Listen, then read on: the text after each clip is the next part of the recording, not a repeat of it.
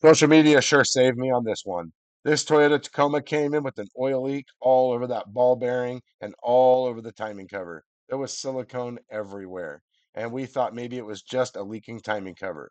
Turns out that ball bearing is a defective head, and the head needs to be replaced. Let me show you how we fixed it.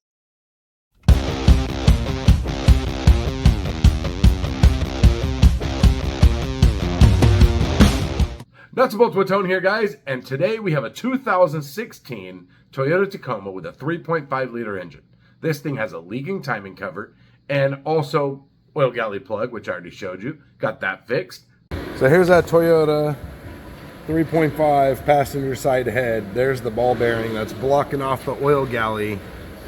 We're gonna have a mobile tech. A mobile welder is here and he's gonna weld this hole up solid, so that way we don't have to worry about it.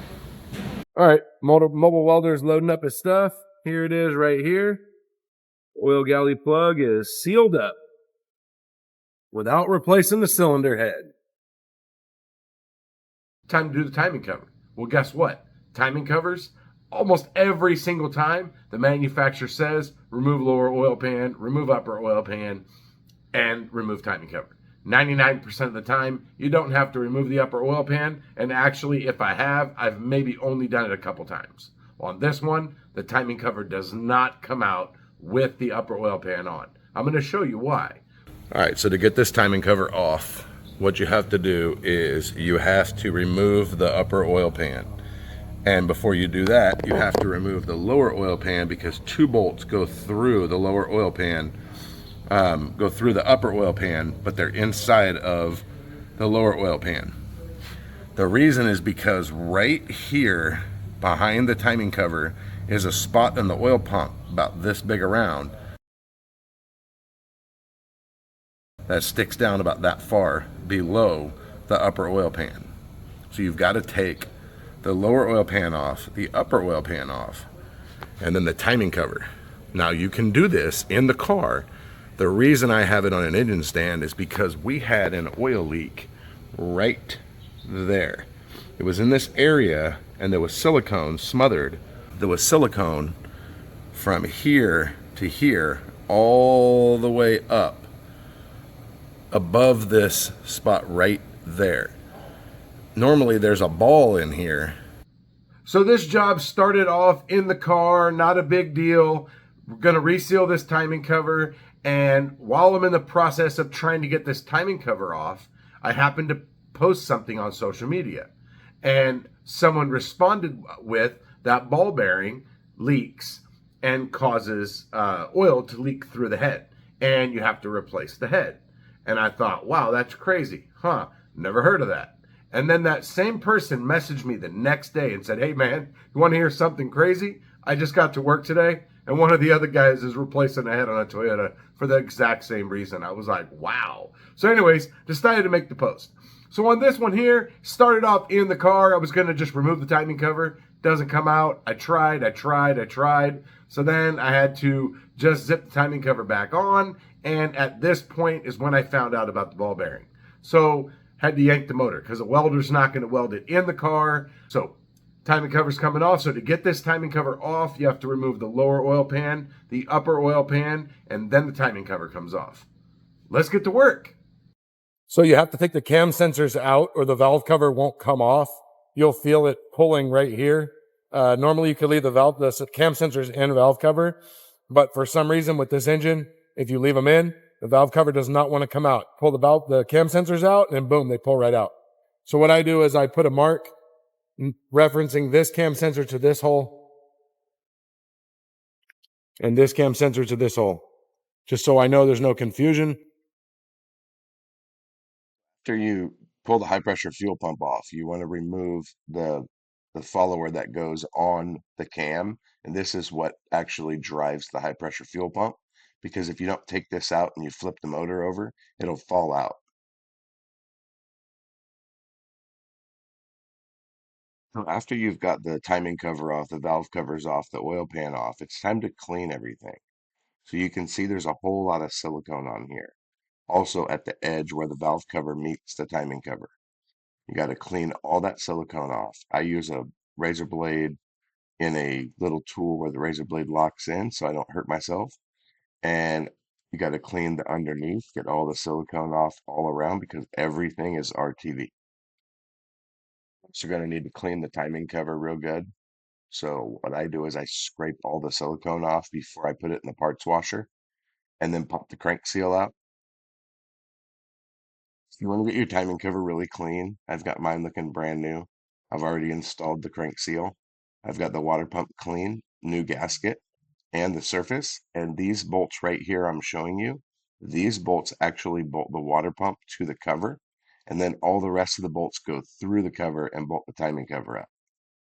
You're going to have one seal right there behind the timing cover. All the rest is silicone.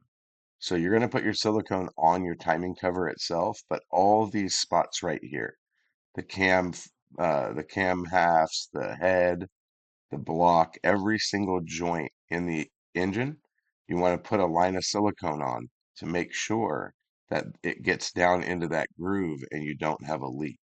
You're also going to want to put a new gasket here on the front where this plate is. This is the diagram that shows you how your silicone should be applied.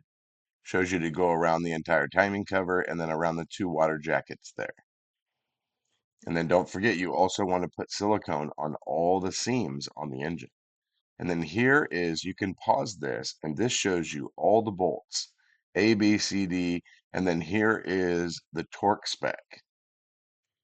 So if you pause it there, you can see. Now what I like to do is as I torque the bolts, I go around and I put paint marker on the bolts.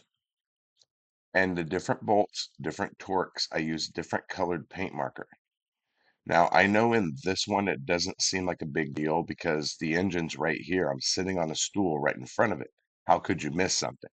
Well, believe it or not, you could easily miss something.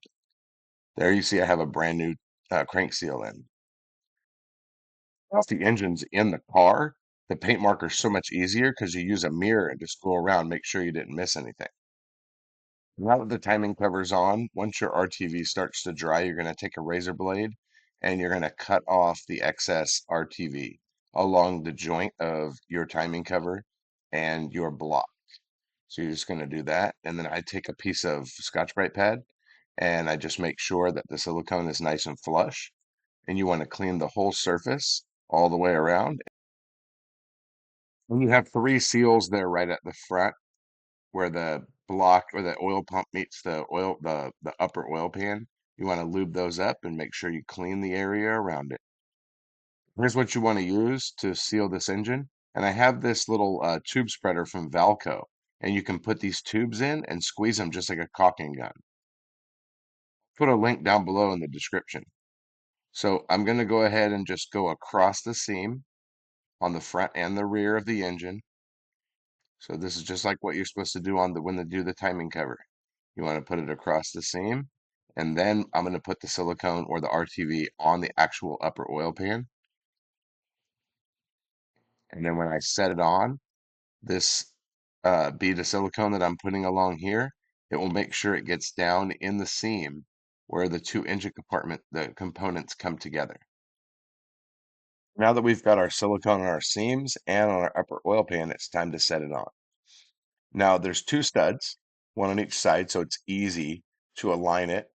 So once you get that on, you just need to get everything to set down in nice and neat. Give it a little tap, and time to put the bolts in. It's a really good idea to have something like a bolster mat. I didn't show you this, but it's a little silicone mat with holes all in it. And basically what you do is you put your bolts in your mat the way that they were in the upper oil pan, the timing cover, a bell housing, whatever. If you have a whole bunch of different length bolts, it's a good idea. I'll put a link down below to a couple different bolster mats that really help with this. If you don't have the bolster mats, people use cardboard, but it's just a pain in the butt. The bolster mats are easy. You put the bolts in, and when you take them out, the holes shrink back up. It's heat resistant, solvent resistant. You can clean it and just use them every time, and you don't have to cut new cardboard and drill holes in it and all that. So works great. I don't have a picture of this car with the bolster mat, but here's an example of how it works. So here I'm just going to zap all the bolts down. And we're going to get those torqued to 15 foot-pounds. This is my Matco electronic angle meter or whatever. I've had this for a long time. It works great. Sometimes, though, I just like having a click style torque wrench, like my Sun X Tools one, because it just gives you a nice little click, and there's no question as to is it torqued or not. And then you're going to put your silicone on your lower oil pan, just like that. And there's 2 studs as well. Easy to line that up. Now, I have a thing where when I'm torquing something that spreads around like an upper oil pan, something like that, I always go around, I torque everything, and then I go back and I double check the torque because sometimes when you torque all the way around, the middle bolt's loosened up. And so I always just go back and make sure that everything stayed torqued like it should be. Here's the torque spec for the lower oil pan right there, 84 inch-pounds. And then your upper oil pan is 15 foot-pounds. And for torquing these small bolts, I have a snap-on 1/4 inch torque wrench that I use. I mean, you could just use your little zap gun and zap them down, but I like to torque them. So you want to lube around the balancer shaft where it goes through the crank seal, and then you're going to get it lined up, put your bolt in, and just give it some ugga-duggas, and it should be good to go. Now there's the part number for a seal that goes under the valve cover, and it goes right here in this rocker shaft. There's one on each side. And then you're going to put silicone where your seams come together for the head, the timing cover to the head, and then also at the front where you have your seams on the front on this side. Now this is the seal for the high pressure fuel pump plate. You want to make sure that you lube up your follower here for your high pressure fuel pump. That's how your high pressure fuel pump is run off the cam. And then you have a gasket that goes around the perimeter here. And then you're going to have a plate that's going to go down on top of it. Well, those little posts should go through the plate. And the bottom of that gasket keeps popping up. So I got to get it to stay down, put the plate on, and then the high pressure pump goes through the plate. And then you have 2 bolts for that. And just lube everything up. And here's all your torque specs for everything. Your valve cover is 84 inch-pounds. Your high pressure fuel pump is 19 foot-pounds. You're going to want to torque everything. There's really no point in not torquing it. Then you end up with a leak. And then your fuel tube is right there. And you need to torque both ends of that. Now that's high pressure fuel. And if you have a leak, you will have a big problem. Well, I use a flare nut crow's foot wrench to torque both sides, and it goes right around the fitting, just like that. After watching this video, hopefully you didn't have this ball bearing leak. Hopefully you figured it out beforehand and was able to verify if that ball bearing was leaking or if it was just your timing cover. So, thanks for watching the video. Hit the like button, hit the subscribe button, and hit the bell. You get notified of all my future content, which you definitely don't want to miss. I'll see you guys next time.